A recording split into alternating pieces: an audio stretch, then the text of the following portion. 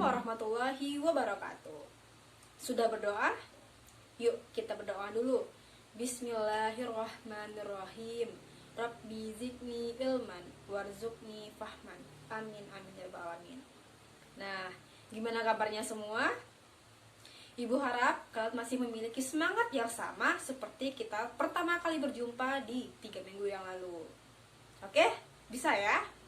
Nah, kembali lagi bersama Ibu Uli Muflihatin akan membimbing kalian semua untuk memahami bagaimana fisika bekerja dalam kehidupan sehari-hari kita. Jadi, jangan dianggap bahwa itu fisika sulit ya. Pertemuan yang lalu, kita telah membahas mengenai 4 besaran fisika yang akan digunakan pada bab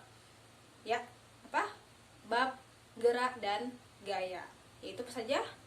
Jarak, perpindahan, kelajuan, dan kecepatan. Nah, Ibu harap kalian semua memahami 4 besaran ini yang akan menuntun kalian untuk memahami lebih lanjut dan memasuki level berikutnya, yaitu tentang gerak lurus. Nah, gerak lurus dalam fisika terbagi menjadi 2. Yang pertama adalah gerak lurus beraturan atau GLB, dan yang kedua adalah gerak lurus berubah beraturan atau GLBB.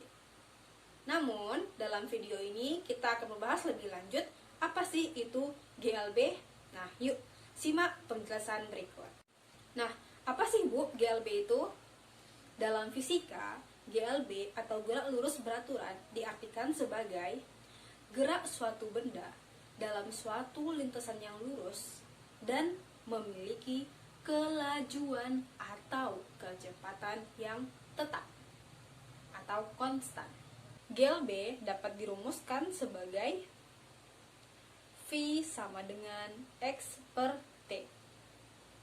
Nah, familiar kan rumusnya?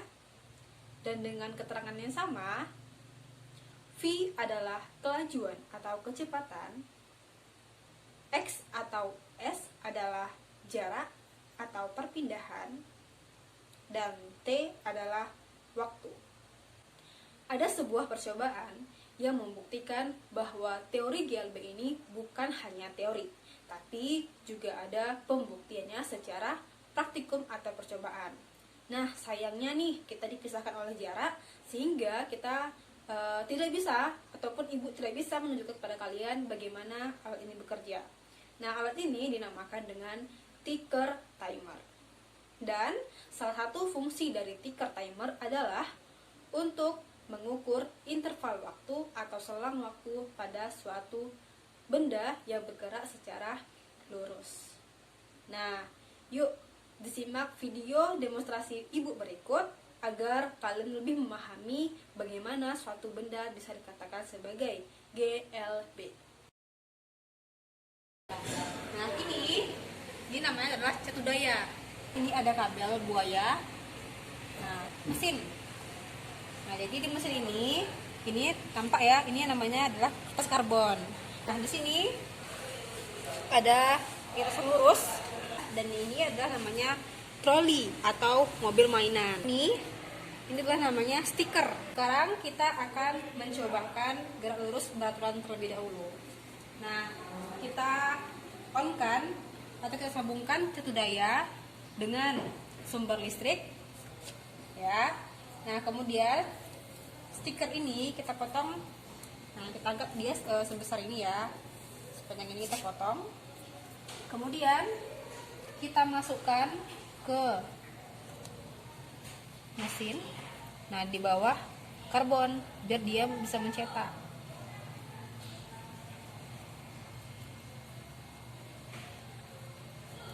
Oke. Nah, sekarang kita takutkan kertas ini ke mesin. Nah, oke ya. Nah, sekarang ibu akan on-kan catu daya 11 volt. Nah, lihat ya, dia bergerak nih, bergerak. Nah, sekarang kita hidupkan trolinya. Oke. Coba lihat di sini. Bisa dilihat ya. Setelah ini kita ambil 5 titik saja, 1, 2, 3, 4, 5 ya. Ini nanti kita potong, kemudian nanti kita bentuk dia ke grafik seperti berikut. Nah, perhatikan grafik hubungan antara kelajuan dan waktu. Jika kertas atau pita stiker tadi kita potong-potong dengan jumlah ketukan atau titik yang sama. Tadi kan kita 5 ya, 1, 2, 3, 4, 5 dipotong. Kemudian disusun paralel atau sejajar seperti pada gambar. Ini sejajar namanya ya. Akan kita dapatkan bahwa jarak antar titik atau jarak antar partikel pada kertas stiker timer adalah sama. Oke ya, sama. Kemudian, jika ditarik garis dari ujung sini sampai ke ujung sini, akan terbentuk garis lurus. Nah dari sini nampak kan garisnya lurus. Kalau ditarik dari V kan lurus nih. Nah, ini menandakan kelajuannya sama atau tetap. Misalkan kita bayangkan sebuah mobil yang bergerak pada detik pertama memiliki kecepatan 4 meter per second. Misalkan. Terus pada detik kedua masih sama jaraknya, kelajuannya. Gitu ya. Terus pada detik ketiga pun juga sama. Nah, begitu seterusnya. Jadi dia kelajuannya itu tetap. Dan ini dibuktikan dengan percobaan dari ticker timer tadi. Makanya didapatkanlah garis kecepatannya atau kelajuannya lurus. Nah, gitu, paham ya? Selain grafik V terhadap T, terdapat juga grafik S terhadap T seperti pada gambar. Tampak garis yang semakin ke atas semakin naik.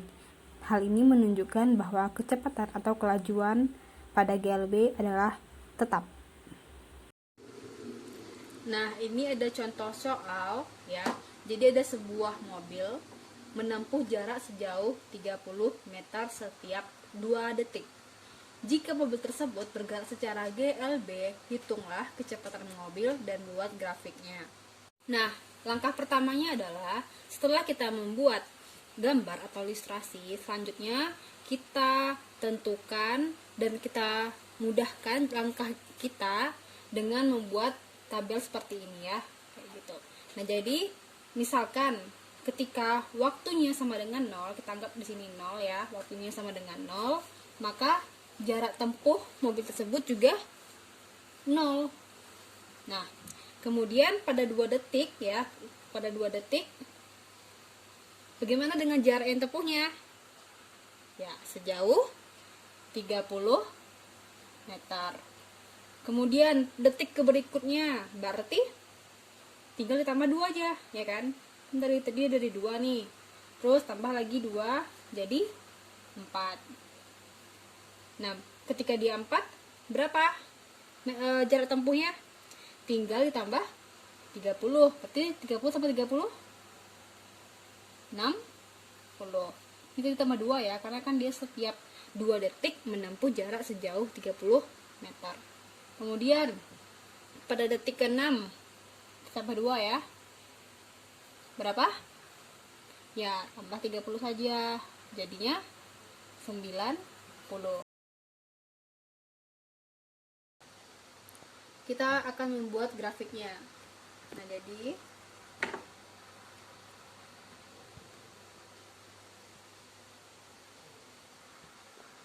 biasanya di sumbu Y itu kita kasih simbol X atau S ya sebagai fungsi jarak. Kemudian sumbu X ya difungsikan sebagai T atau waktu. Nah, gimana cara melukiskan grafiknya? Jadi kita mulai dari titik 0. Nah, ketika T-nya sama dengan 0, X-nya berapa? 0 ya. Kemudian ketika T-nya sama dengan 2, maka X-nya 3 Anggap di sini ya. Nah, tarik lagi di sini kira-kira. Kemudian ketika T-nya 4, berapa X-nya? 60.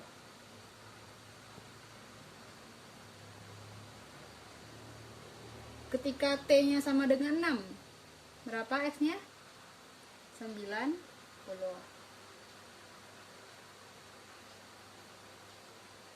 Nah, begitu seterusnya sampai nanti dia berhenti. Berarti kalau misalnya kita lanjutkan nih, berarti setelah 6, 8 ya. Kemudian tambah 30 jadi 120. Oke. Nah, setelah ini kita tariklah titik-titik pertemuan masing-masing koordinat tadi ya, dari titik 0 sampai ke Oke. Nah, inilah grafik soal nomor 1. Dari grafik ini pun kita bisa mencari kecepatan mobil tersebut dengan menggunakan rumus V sama dengan delta S per delta T. Nah, misalkan kita tinjau dari sini dulu ya, dari yang Ibu arsir ini. Nah, delta S-nya berapa? Lihat, delta S-nya berarti kan 30. Oke, sorry, sini X saja ya, biar mudah. X. Nah, delta S-nya berapa? 30 dikurang 0. Ini X ya. Kemudian delta T-nya berarti ini ya, 2 dikurang 0. 30 kurang 0 berarti 30 per 2 sama dengan 15 meter per second. Nah, inilah kecepatan mobil. Gimana?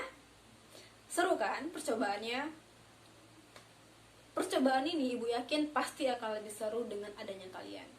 Nah, untuk itu, yuk sama-sama kita berdoa, semoga semua bencana ini, semua musibah ini, semua ujian yang Allah berikan kita pada saat ini segera Allah angkat dan kita kembali hidup normal seperti biasanya. Ibu akhiri, wassalamualaikum warahmatullahi wabarakatuh. Sampai jumpa di pertemuan selanjutnya.